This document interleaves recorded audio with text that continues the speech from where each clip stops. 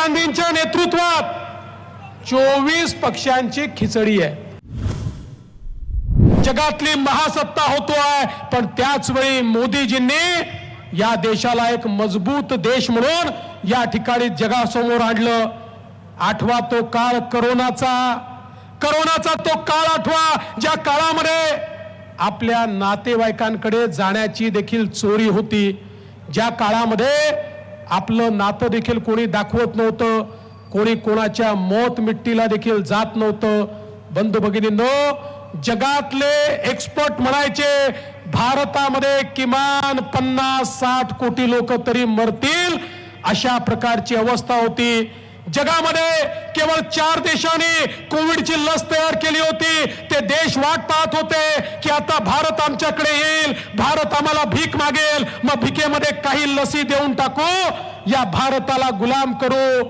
पण भारताचे प्रधानमंत्री मोदीजी यांना माहिती होतं, यापूर्वी जेव्हा महामारी आली 30 वर्ष भारताला लस मिळाली नाही. मोदीजींना माहिती होतं या देशांच्या भरोशावर बसलो, माझ्या भारताला लसी मिळणार नाहीत, ते पहिले स्वतःच्या नागरिकांना देतील, माझे भारतीय किड्या मुंग्यासारखे मरतील. अरे मोदीजींनी या ठिकाणी शास्त्रज्ञांना एकत्रित केलं, त्यांना रिसोर्सेस दिले, त्यांना रॉ मटेरियल दिलं आणि सांगितलं आपल्या देशात लस तयार करायची आहे. आणि मोदीजींच्या नेतृत्वात आपल्याच देशात लस तयार झाली आणि 140 कोटी भारतीयांना 2 वेळा लस मिळाली. आज ती लस मिळाली म्हणून आपण सगळे लोक या ठिकाणी जीवित आहोत, आपला परिवार या ठिकाणी जीवित आहे. पण बंधू भगिनींनो, हे केवळ भारतापुरतं मर्यादित नाही आहे.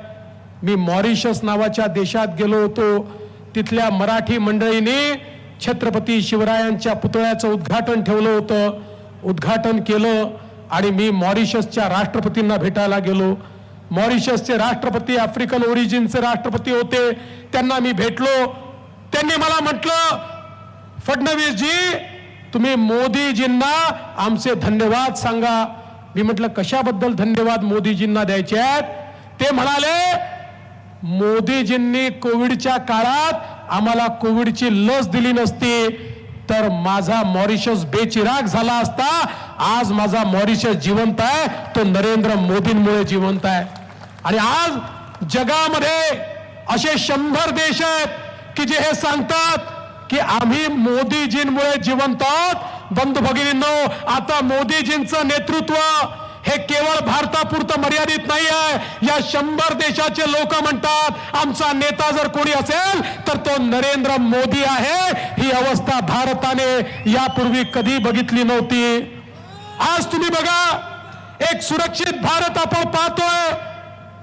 मगाशी गिरीश भाऊ सांगत होते, मी देखील तुम्हाला आठवण करून देऊ इच्छितो, काय अवस्था होती भारताची. कोणीही भारतात यायचं, बॉम्बस्फोट करायचं, निघून जायचं. मुंबईत बॉम्बस्फोट, पुण्यात बॉम्बस्फोट, बंगलोरला बॉम्बस्फोट, कटकला बॉम्बस्फोट, कलकत्त्याला बॉम्बस्फोट. प्रत्येक बॉम्बस्फोटानंतर तेव्हाचं काँग्रेसचं सरकार काय करायचं? पाकिस्तानचा निषेध करायचं. मग ते पुन्हा बॉम्बस्फोट करायचे. मग आमचे पंतप्रधान पाकिस्तानचा तीव्र निषेध करायचे. मग ते पुन्हा बॉम्बस्फोट करायचे. मग आमचे पंतप्रधान अमेरिकेत जायचे, तिथल्या राष्ट्रपतीला कागदपत्र द्यायचे आणि सांगायचे बघा बघा तो पाकिस्तान आमच्याकडे येतो, बॉम्बस्फोट करतो, तुम्ही त्याला समजवा. 140 कोटीचा पंतप्रधान इतका लाचार होता आणि त्या ठिकाणी ते भेटून आल्यानंतर 4थ्या दिवशी आमच्या देशात बॉम्बस्फोट व्हायचा. बंधू भगिनींनो, सत्ता बदलली, मोदीजी देशाचे प्रधानमंत्री झाले. मोदीजी प्रधानमंत्री झाल्यानंतर पाकिस्तानला माहिती नव्हतं हा बदललेला भारत आहे. या भारतामध्ये पुन्हा त्यांनी बॉम्बस्फोट करण्याचा प्रयत्न केला. त्यांनी त्या ठिकाणी आमच्या जवानांना मारलं, त्यांना शहीद केलं. पण नवीन भारत होता. अरे मोदीजींनी थेट पाकिस्तानमध्ये घुसून सर्जिकल स्ट्राईक केला, एअर स्ट्राईक केला आणि आतंकवाद्यांना मारलं. माझा सवाल आहे, 2019 नंतर पाकिस्तानच्या बापाची तरी हिम्मत झाली का भारतामध्ये बॉम्बस्फोट करण्याची? 2019 नंतर पाकिस्तान या भारतामध्ये एकही बॉम्बस्फोट करू शकला नाही, कारण पाकिस्तानला माहिती आहे आपला बाप नवी दिल्लीमध्ये बसलाय आणि आता त्याची अवकात नाही.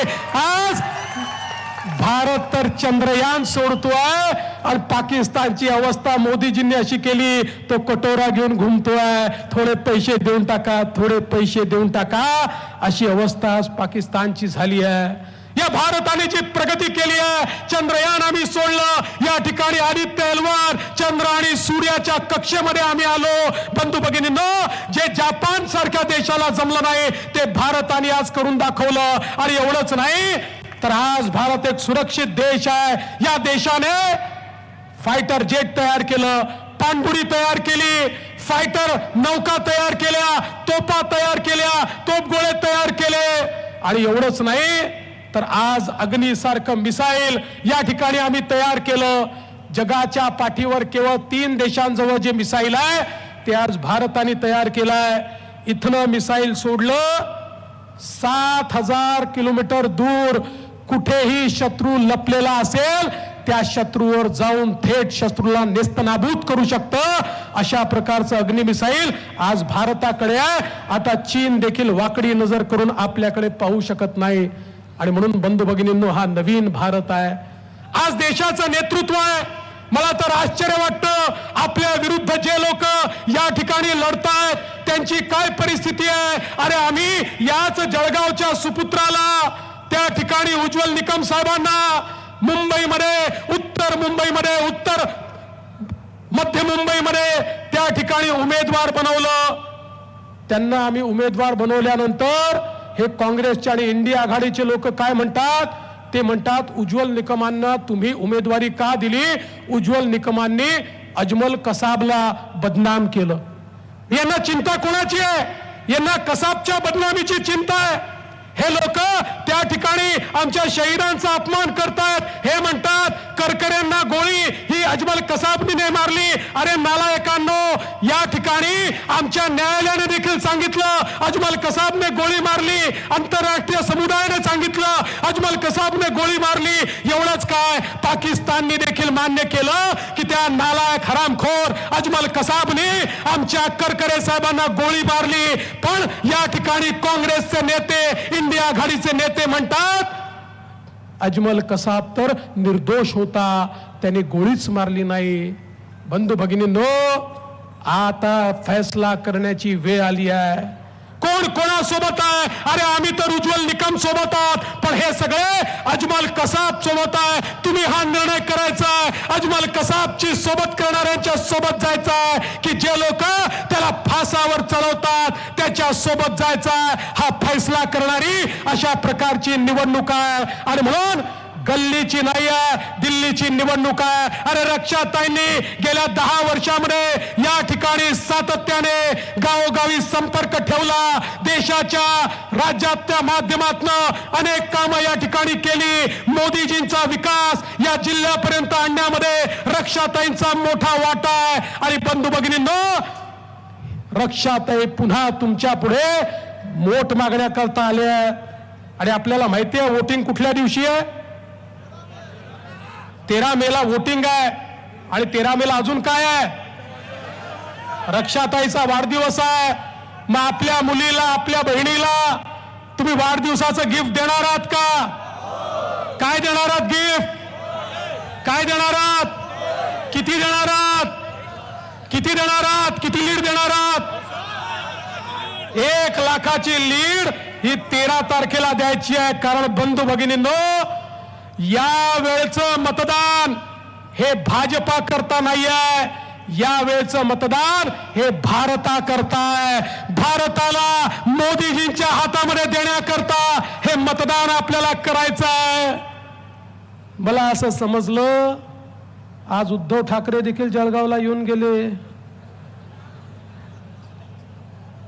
आणि काय बोलू लागले. उद्धव ठाकरे म्हणाले 5 जून येऊ द्या, मग या भाजपवाल्यांना बिळातनं आम्ही बाहेर काढून त्या ठिकाणी मारू. अरे 2.5 वर्ष तुम्ही मुख्यमंत्री होता तेव्हा बिळातनं बाहेर निघाला नाही. आता कुठे तुम्ही बिळातनं बाहेर येणार आहात? 2.5 वर्ष मौका दिला होता. 2.5 वर्षामध्ये बिळातनं बाहेर न येणारा मुख्यमंत्री आमच्यासारख्या वाघांना म्हणतो, अरे आम्ही बिळात जाणारे नाही आहोत. या ठिकाणी कोरोनाच्या काळात देखील जनतेमध्ये राहणारे आम्ही लोक, तुमच्यासारखे घाबरून घरी बसणारे लोक नाही आहोत. तुमच्यासारखे खिचडी चोर आणि कफन चोर आम्ही नाही आहोत की ज्यांनी कोरोनाच्या काळामध्ये लोकांची खिचडी खाल्ली आणि लोकांच्या कफनमध्ये देखील चोरी केली. आणि या कफन चोरांना या ठिकाणी कुठलाही थारा आता जनता देणार नाही, हा मला विश्वास आहे. अरे जळगावची जनता आहे, स्वाभिमानी जनता आहे. ही जनता अशा कफन चोरांच्या मागे जाणार नाही, हा मला विश्वास आहे. आणि बंधू भगिनींनो, जळगावच्या लोकांना, रावेरच्या लोकांना माहिती आहे तुतारीची पिपाणी कशी करायची. त्यामुळे तुम्ही तुतारीची पिपाणी केल्याशिवाय राहणार नाही, हा विश्वास मला आहे. आणि म्हणून 13 तारखेला कमळाचं बटन दाबा. कमळाचं बटन दाबलं की रक्षाताईला तर वोट मिळेल, पण मोदीजींना तुमचा आशीर्वाद मिळेल. ज्या मोदीजींनी या ठिकाणी सुरक्षित देश तयार केला, ज्या मोदीजींनी संविधानाची रक्षा केली, ज्या मोदीजींनी 500 वर्षानंतर प्रभू श्रीरामांचं मंदिर त्याच ठिकाणी बांधलं, त्या मोदीजींना पुन्हा एकदा तुमचा आशीर्वाद 13 तारखेला द्या, एवढीच विनंती करतो आणि माझं बोलणं संपवतो. जय हिंद, जय भारत, जय महाराष्ट्र, जय श्रीराम. भारत माता की, भारत माता की. श्रोते हो, यानंतर काही पक्षप्रवेश इथे होत आहेत. सचिन चुडामण बराटे यांना मी प्रातिनिधिक स्वरूपात मंचावर बोलावू इच्छितोय. सचिन चुडामण बराटे यांच्या बरोबरीने शेकडो कार्यकर्ते इथे प्रवेश करत आहेत. प्रातिनिधिक स्वरूपात मी सचिन चुडामण बराटे यांना मंचावर बोलवतोय. प्रवेश करणारे कार्यकर्ते विशाल तायडे, श्रीराम बेटे, राहुल डाकणे, विशाल डाकणे, सचिन मेढे, अमोल मेढे, तुषार इंगळे, जितेंद्र वानखेडे, गोलू तडवी आणि इतर कार्यकर्ते. श्रोते, याच बरोबरीने सिंधी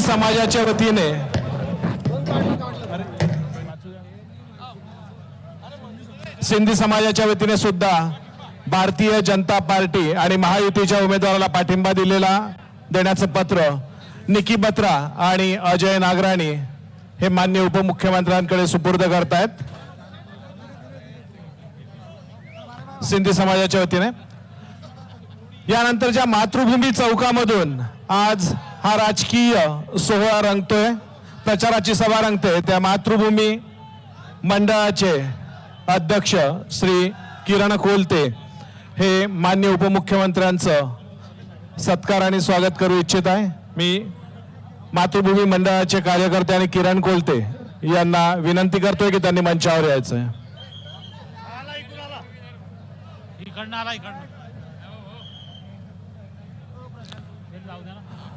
मातृभूमी मंडळ आणि मातृभूमी चौक हा आपल्या भुसावळचं सांस्कृतिक, सामाजिक आणि राजकीय स्थित्यंतराचं केंद्र म्हणून ओळखलं जातं. आणि या मातृभूमी मंडळाचे अध्यक्ष श्री किरण कोलते माननीय उपमुख्यमंत्री श्री देवेंद्रजी फडणवीस यांचा सत्कार करतायत.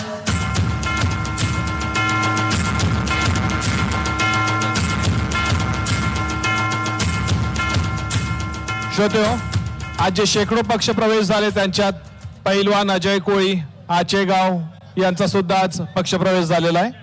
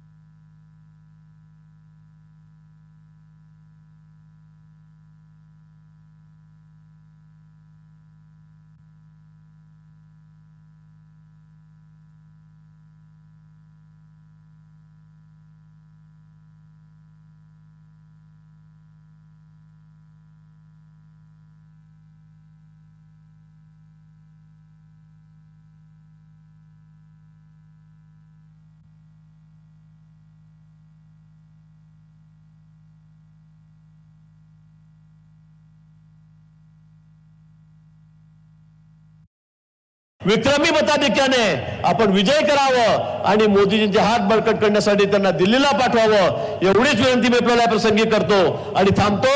जय हिंद, जय महाराष्ट्र, जय श्रीराम. धन्यवाद भाऊ. यानंतर माननीय उपमुख्यमंत्री श्री देवेंद्रजी फडणवीस यांना मी विनंती करतोय की त्यांनी सभेला मार्गदर्शन करायचं आहे. भारतीय जनता पार्टी महायुतीचा छत्रपती शिवाजी महाराज की, भारत माता की, भारत माता की, छत्रपती शिवाजी महाराज की, धर्मवीर छत्रपती संभाजी महाराज की, जय भवानी, जय भवानी, जय श्रीराम, जय जय श्रीराम. हिंदवी स्वराज्याचे सरसंस्थापक छत्रपती शिवरायांना मानाचा मुजरा करतो. भारतीय राज्यघटनेचे शिल्पकार भारतरत्न डॉक्टर बाबासाहेब आंबेडकर यांना मानवंदना अर्पित करतो.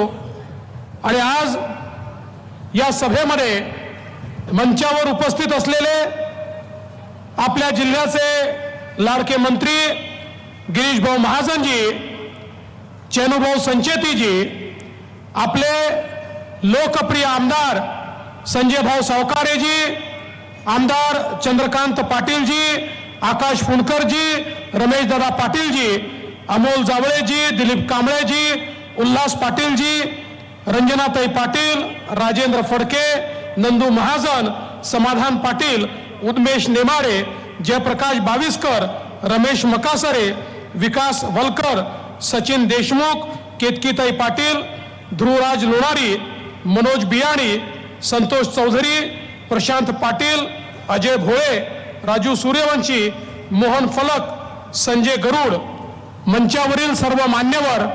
कोणाचं नाव सुटलं असेल तर नाव लिहून देणाऱ्याची चूक आहे, माझी चूक नाही आहे. आणि या ठिकाणी एवढ्या मोठ्या संख्येने उपस्थित असलेल्या माझ्या माता भगिनी आणि बंधूंनो, तुमची संख्या पाहिल्यानंतर माझ्या मनामध्ये पूर्ण विश्वास आहे की मागचा रेकॉर्ड तर तुम्ही तोडणार आहात आणि मागच्या वेळेसपेक्षा जास्त मताने तुम्ही रक्षाताईला या ठिकाणी निवडून देणार आहात. बंधू भगिनींनो, आपल्या सर्वांनाच माहिती आहे ही निवडणूक ही नगरपालिकेची, महानगरपालिकेची, जिल्हा परिषदेची निवडणूक नाही आहे. ही विधानसभेची निवडणूक देखील नाही आहे. ही देशाच्या लोकसभेची निवडणूक आहे. देशाचा नेता निवडण्याची ही निवडणूक आहे. कोणाच्या हातामध्ये हा देश सुरक्षित असेल हे ठरवण्याची निवडणूक आहे. कोण देशाला विकासाकडे नेऊ शकतं हे समजण्याची निवडणूक आहे.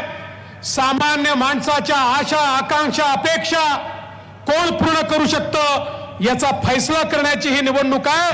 आणि म्हणून या निवडणुकीमध्ये बंधू भगिनींनो, रक्षाताई किंवा दुसरा कॅन्डिडेट हे महत्वाचे नाही आहेत. तर या ठिकाणी आज देशामध्ये या निवडणुकीमध्ये दोन भाग झाले आहेत, दोन ध्रुव तयार झाले आहेत. एकीकडे विश्वगौरव असलेले विकास पुरुष माननीय नरेंद्र मोदीजी आहेत आणि मोदीजींच्या नेतृत्वात आपली महायुती आहे. ज्या महायुतीमध्ये शिवसेना आहे, ज्या महायुतीमध्ये राष्ट्रवादी काँग्रेस आहे, रिपाई आहे, रासपा आहे, मनसे आहे, वेगवेगळ्या प्रकारच्या आमच्या संघटना आहेत. एक मजबूत अशा प्रकारची महायुती ही मोदीजींच्या नेतृत्वात आपण तयार केली आहे. आणि दुसरीकडे कोण आहे? राहुल गांधी आहेत. आणि काय म्हणालात? काय? मी नाही म्हटलं, तुम्ही म्हणाला. मी नाही म्हटलं, तुम्ही म्हणालात. आणि राहुल गांधींच्या नेतृत्वात 24 पक्षांची खिचडी आहे. आज आपण बघा, आपली विकासाची गाडी आहे.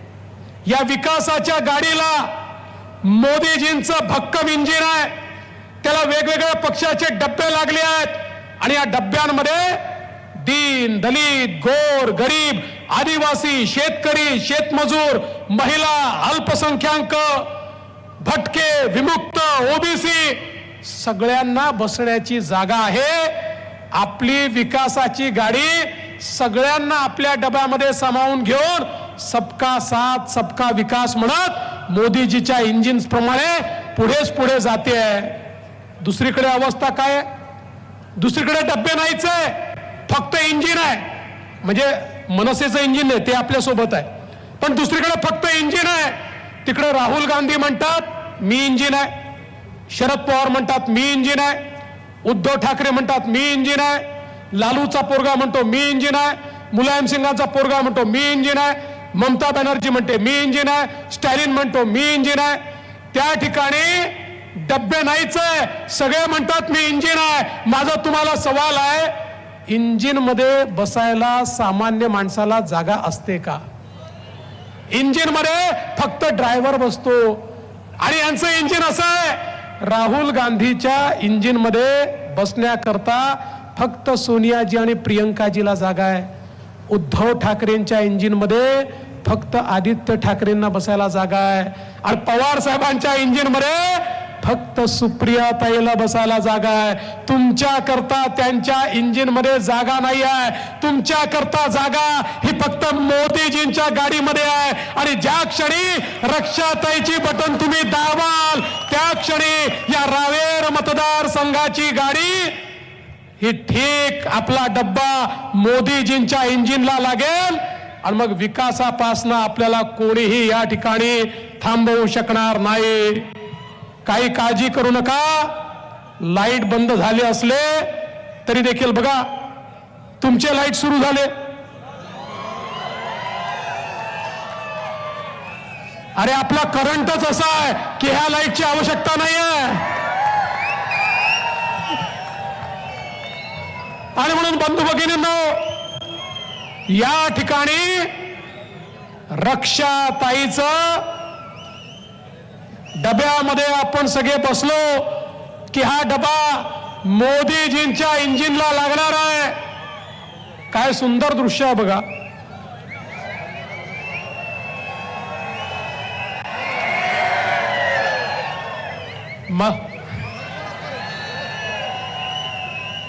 अरे लपाछुपीच चालली आहे.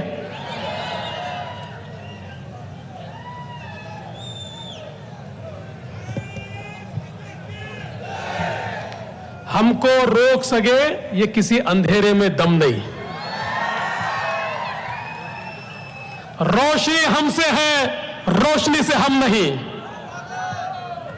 आणि बंधू भगिनींनो, म्हणूनच आज आपण पाहू शकतो गेल्या 10 वर्षामध्ये माननीय मोदीजींनी ज्या प्रकारे या देशामध्ये परिवर्तन केलं. अरे जगातले लोक आश्चर्य करतात, जगातले अर्थशास्त्री आश्चर्यचकित झाले. आज ते मोदी मॉडेलची चर्चा करतात की 10 वर्षामध्ये मोदीजींनी 25 कोटी लोकांना गरिबीच्या बाहेर काढलं. 25 कोटी लोकांना 10 वर्षामध्ये 20 कोटी लोक जे झोपडीत राहायचे, जे कच्च्या घरामध्ये राहायचे, त्यांना पक्क्या घरामध्ये नेण्याचं काम मोदीजींनी केलं. 10 वर्षामध्ये 50 कोटी लोक ज्यांच्या घरी चुलीवर स्वयंपाक व्हायचा त्यांच्या घरी गॅस पोचवला. 55 कोटी लोक ज्यांच्या घरी शौचालय नव्हतं त्यांच्या घरी शौचालय पोचलं. 60 कोटी लोक जे या ठिकाणी स्वातंत्र्याच्या 70 वर्षानंतर देखील आमच्या माया बहिणी त्या ठिकाणी हंडा घेऊन नदीवर जायच्या, विहिरीवर जायच्या. अशा 60 कोटी लोकांच्या घरी शुद्ध पिण्याचं पाणी हे मोदीजींनी पोचवलं. 80 कोटी लोक जे कोविडच्या काळामध्ये अडचणीत आले त्यांना कोविडच्या काळापासून मोफत रेशन देण्याचं काम हे मोदीजींनी या ठिकाणी केलं. जवळपास 62 कोटी लोक आमचे तरुण ज्यांना मोदीजींनी मुद्रा योजनेतनं 10 लाखापर्यंतचं लोन स्वतःच्या पायावर उभं राहण्याकरता विना तारण आणि बिना गॅरंटरचं दिलं. एक काळ होता, एखादा तरुण जर बँकेत गेला तर बँक मॅनेजर त्याला विचारायचा, तुझ्याकडे तारण देण्याकरता जमीन आहे का? तुझ्याकडे कोणी सरकारी व्यक्ती गॅरंटर आहे का? आणि त्याच्याजवळ जर नसेल तर त्याला लोन मिळत नव्हतं. पण मोदीजींनी सांगितलं यांची गॅरंटी मी घेतो आणि 62 कोटी लोकांना 10 लाखापर्यंतचं लोन हे मोदीजींनी बिना गॅरंटी बिना तारणाचं दिलं. आणि आता तर मोदीजींनी सांगितलंय आता 10 लाख नाही 20 लाखापर्यंतचं लोन हे विना तारण आणि विना गॅरंटरचं मिळणार आहे. आणि मला सांगताना आनंद वाटतो या 62 कोटीमध्ये 50% जास्त महिला आहेत की ज्यांना या ठिकाणी मुद्राचं लोन मिळालंय. मोदीजींनी देशामध्ये 80 लाख बचत गट तयार केले आणि त्या 80 लाख बचत गटांना 8 लाख कोटी रुपये त्या ठिकाणी दिले आणि त्यातनं 10 कोटी महिलांना आपल्या पायावर उभं केलं. आणि आता त्या 10 कोटी महिलांपैकी 3 कोटी महिला या लखपती दीदी होत आहेत आणि हळूहळू या सगळ्या 10 कोटी महिला लखपती दीदी होतील.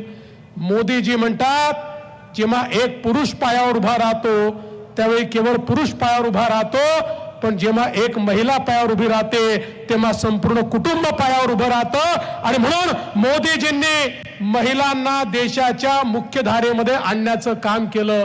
आणि मोदीजींनी तर सांगितलं 2026 नंतर आमचा मंच असा चालणार नाही.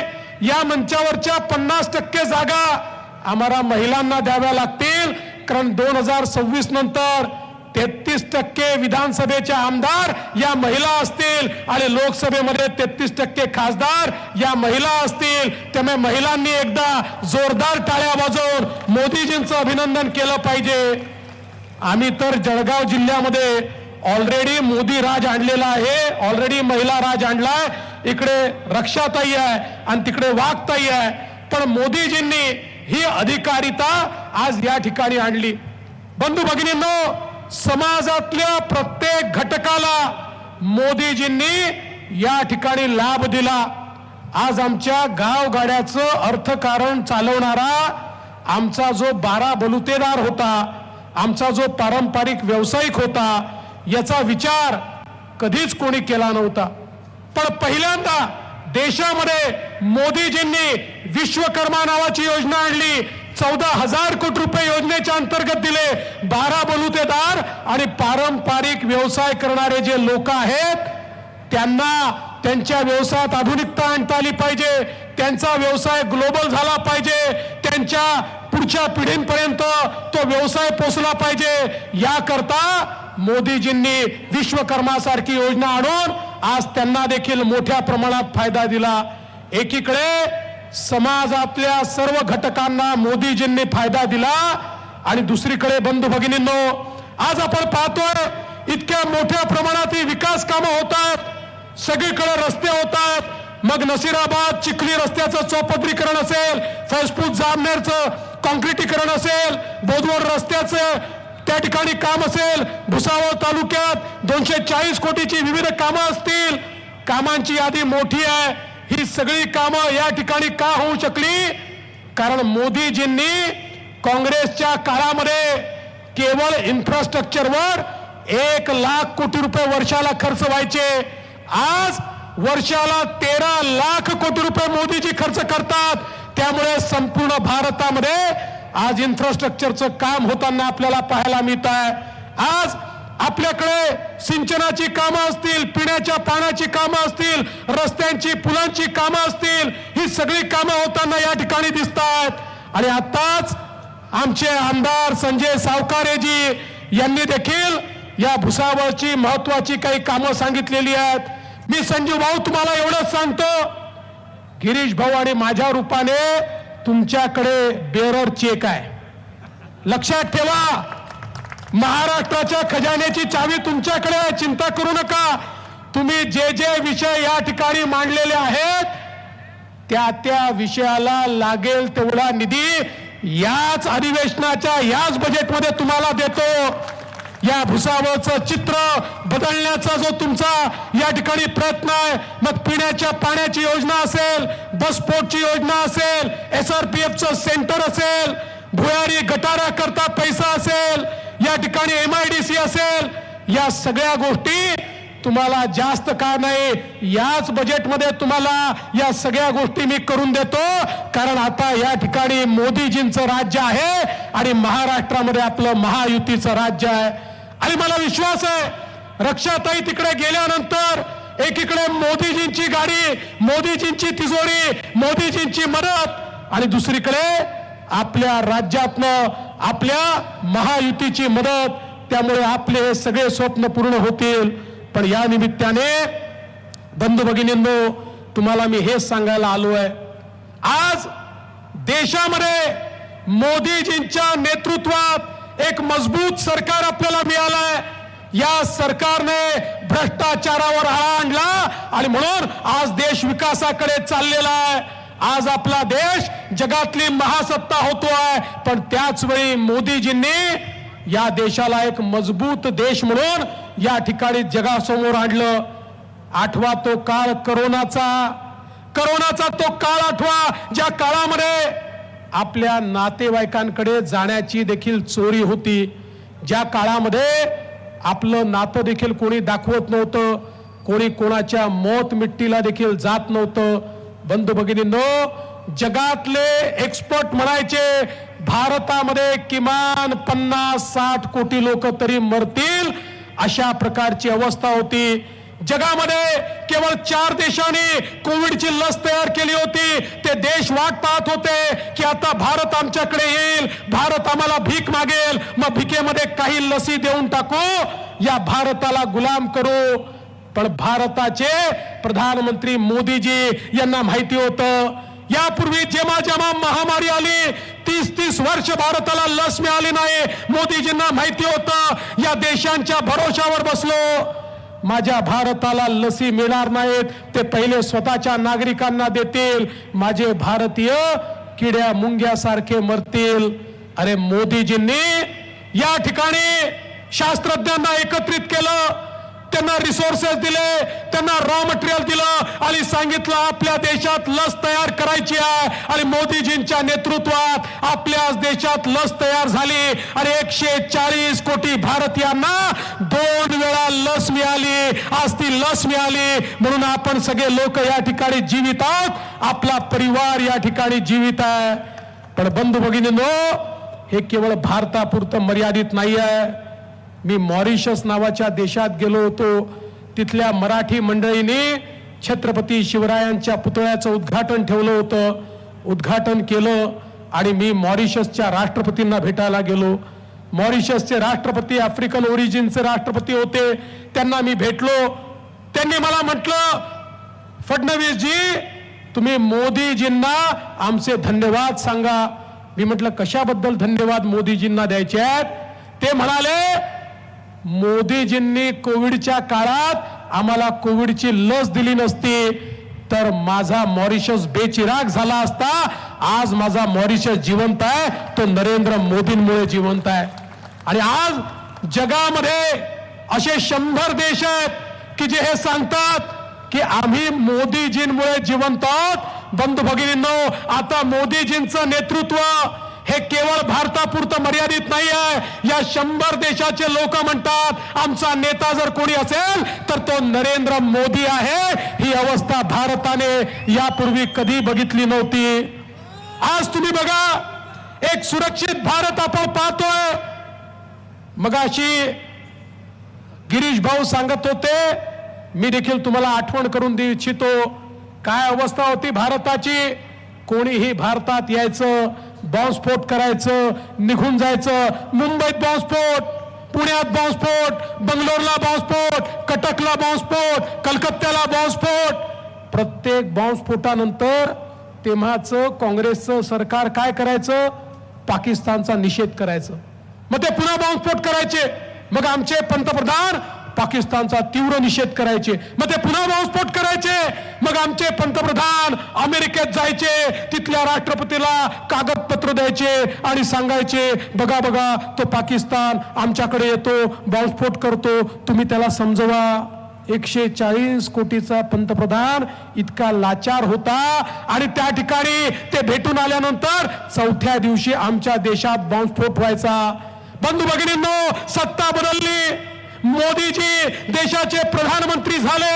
मोदीजी प्रधानमंत्री झाल्यानंतर पाकिस्तानला माहिती नव्हतं हा बदललेला भारत आहे. या भारतामध्ये पुन्हा त्यांनी बॉम्बस्फोट करण्याचा प्रयत्न केला. त्यांनी त्या ठिकाणी आमच्या जवानांना मारलं, त्यांना शहीद केलं. पण नवीन भारत होता. अरे मोदीजींनी थेट पाकिस्तानमध्ये घुसून सर्जिकल स्ट्राईक केला, एअर स्ट्राईक केला आणि आतंकवाद्यांना मारलं.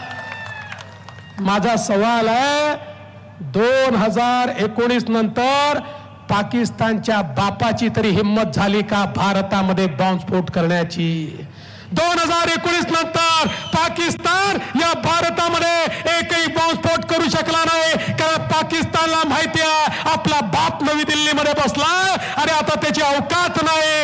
आज भारत तर चंद्रयान सोडतोय आणि पाकिस्तानची अवस्था मोदीजींनी अशी केली, तो कटोरा घेऊन घुमतोय, थोडे पैसे देऊन टाका, थोडे पैसे देऊन टाका, अशी अवस्था आज पाकिस्तानची झाली आहे.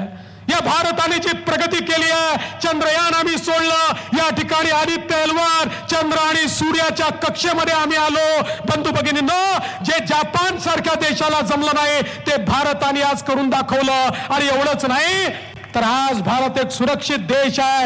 या देशाने फायटर जेट तयार केलं, पाणबुडी तयार केली, फायटर नौका तयार केल्या, तोफा तयार केल्या, तोफगोळे तयार केले.